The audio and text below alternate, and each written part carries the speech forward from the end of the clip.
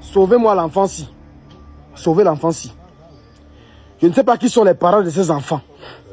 Mais je vous appelle à le sauver. Parce que cet enfant est déjà en train d'être détruit. Dans aucune des traditions, un chef mineur n'est exposé, n'est utilisé, n'est marionnettisé. Je ne peux pas me taire face à une action pareille. Parce que seulement dans la concession, lorsque le papa connaît son successeur, il se doit de l'éloigner.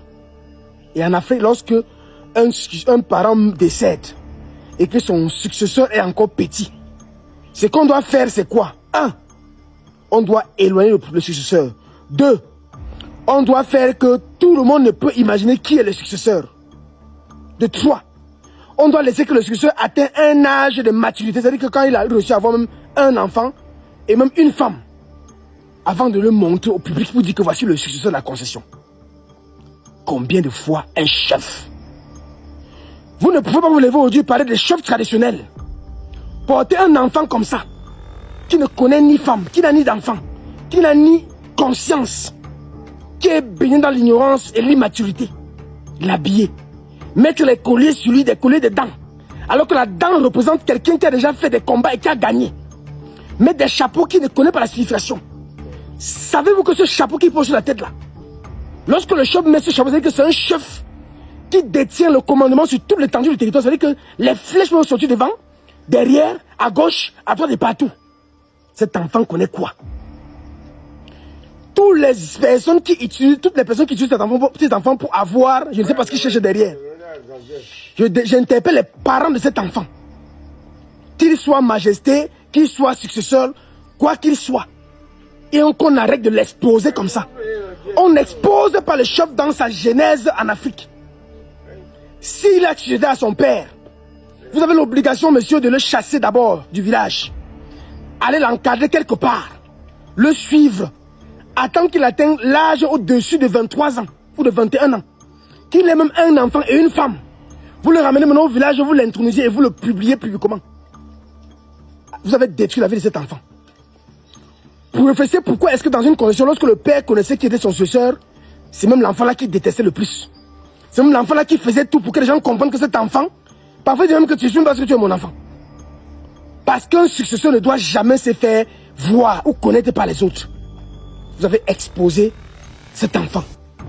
Et quand je regarde l'avenir de cet enfant, il voit que vous l'avez détruit. Je ne sais pas si vous êtes des chefs quoi ou des chefs que vous êtes. Mais j'en déduis que tous ceux qui exposent cet enfant et marchent avec lui, et le plus comme une majesté, vous avez détruit l'identité de cet enfant. Et j'interpelle dans les parents de cet enfant, ou sa famille, ou le village dans lequel cet enfant se trouve, c'est que c'est à Bouddha. Quelque part là-bas, c'est faut mettre un truc comme ça. Que ce village se lève et dénonce cette exposition, cette destruction à cet enfant. Et qu'on arrête de l'exposer. Si, je dis si parce que je ne veux pas entrer dans vos histoires de famille, de chefferie. S'il est clair qu'il est le successeur de chef, on doit le cacher. Et qu'on l'expose seulement quand il aura une femme, qu'il aura un enfant, au moins un enfant. Qu'on ne prenne pas un enfant comme ça qui ne sait rien du tout, et on l'expose. Parce qu'on cherche la mangeoire. Chef traditionnel, mais chef du village. Chef traditionnel connaît la tradition. La tradition africaine interdit de montrer un successeur quand il n'a pas atteint l'âge de la maturité. On ne fait pas asseoir un chef quand il n'a pas atteint l'âge de la maturité. Vous voulez me dire que vous avez intronisé l'enfant si? Est-ce que cet enfant a subi l'intronisation de la chefferie? Répondez à ma question.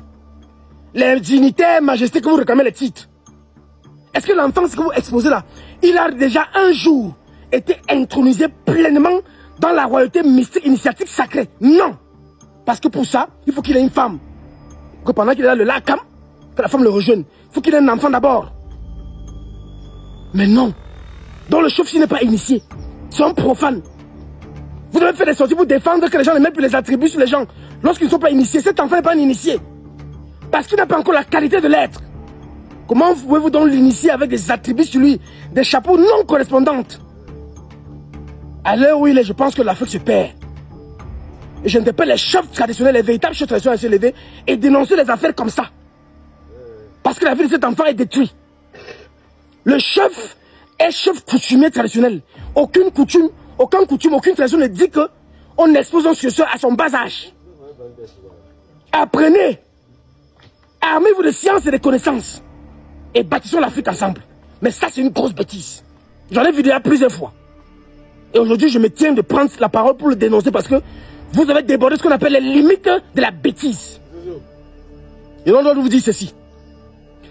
Cet enfant-ci, vu que vous l'avez déjà exposé, vous l'avez utilisé, vous l'avez marionnettisé, vous l'avez vampirisé d'une façon ou d'une autre, il doit d'abord, avant d'être caché, subir ce qu'on appelle un rituel de coupure de liens de désintoxication mystique. Et après ça maintenant, si c'est le succès, non, cachez-le. Faites-vous encore son visage aux gens quand il va atteindre la maturité. Et quand vous avez fini de l'initier. Parce qu'on n'initie pas un chef qui a moins de 20. On n'initie pas un petit enfant comme chef en Afrique. Ça n'existe pas. Et on n'est pas chef, on est chef d'une tradition, on est chef de quelque chose. On garde un patrimoine, une histoire, un héritage. Comment pouvez-vous vous représenter, c'est-à-dire réclamer un titre de chef traditionnel et vous prenez un enfant comme ça, vous exposez. Moi, mon cœur est meurtri. En tant qu'un parent, en tant que chef traditionnel, de voir de telles actions. C'est pour ça qu'il faut que le village Fometia se lève et dénonce cette marionnettisation qui est faite sur cet enfant. Et qu'on arrête de l'exposer et qu'on le protège, qu'on l'encadre. Je m'arrête là. Mais le message est passé. Je pense que ceux qui vont comprendre. Parce que même dans aucun... C'est-à-dire, il n'y a pas un jour n'importe quel chef va se lever et dire que ça là est normal. Je m'arrête là. Moi, je dis aux gens, le chef, s'il est chef du village, ça veut dire qu'il a été nommé ou il a été suscité. Ça veut dire que maintenant, ça veut dire que quoi? Il ne connaît pas la tradition. Qu'est-ce qu'il doit faire? Il se soumet à l'apprentissage. Parce qu'un chef traditionnel naît chef traditionnel. Il n'avait qu'une connaissance transcendantale de souche qui le connecte au fondement de source.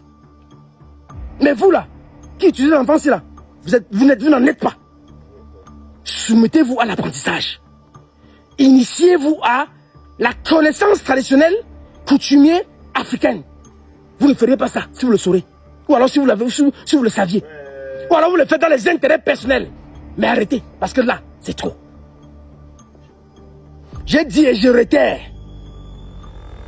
L'Afrique et le Cameroun en particulier, les chefs traditionnels doivent se lever, doivent s'unir et apporter la valeur mystique, initiative sacrée dans le pays pour que les choses fonctionnent. Arrêtez de vous relier à l'État. Arrêtez de vous relier à l'administration. Non, laissez-les faire leur travail. Oh, tu l'as fait 20 ans, 20, 50 ans. Ça ne vous concerne pas. Un chef est en mission sur la terre. Il ne s'occupe pas de ce que l'État fait, ou qui fait quoi, ou qui est président, ou qui est préfet, qui est ministre. Ça ne lui sert à rien. Il a un peuple à conduire. Il est gardé d'un patrimoine qu'il doit transmettre. Qu'est-ce que vous transmettez quand vous suivez un enfant comme ça? Rien du tout. Rien du tout. Levez-vous et venez à Yaoundé. Venez le 9 août à Yaoundé. Et asseyez-vous. Discutons. Au grand festival culturel traditionnel Zolé. Le jour s'est levé. Venez et discutons. Ou alors venez et apprenez ce qu'on appelle la tradition pure africaine. Et rentrez maintenant dispersés dans le village. Parce que les coutumes sont perdues. Les traditions sont perdues. C'est pour ça qu'on en fait des bêtises comme ça aujourd'hui. 9 août 2026. Yaoundé Hôtel La Falaise dès 10h. Et j'invite tout le monde à venir participer à cette grande, je vais l'appeler festival, grand festival culturel traditionnel qui va faire la démonstration des coutumes et de la spiritualité africaine. Qui va permettre que les gens comprennent que qu'est-ce qu'on fait quand on est, qu'est-ce qu'on fait quand on est. Si dans une condition le chaussure est petit, on fait quoi? Si le père est mort quand son chaussure est encore bébé, on fait quoi? Si on a déjà exposé, on fait quoi? Ça sera la démonstration. Et tout le monde va voir. Ceux qui ne peuvent pas être, qui sont hors du pays, réservez pour la vidéo intégrale. Et que la lumière soit. Que les chefs traditionnels font leurs travaux. Faites vous êtes chefs traditionnels, faites la tradition. Et intéressez-vous sur la tradition. Parce qu'un chef traditionnel ne fait que tout ce qui part dans la tradition. Le reste ne vous concerne pas. Qui gère le pays, qui ne gère pas, qui est préfet, qui est ministre, qui est quoi. Ça ne vous sert à rien.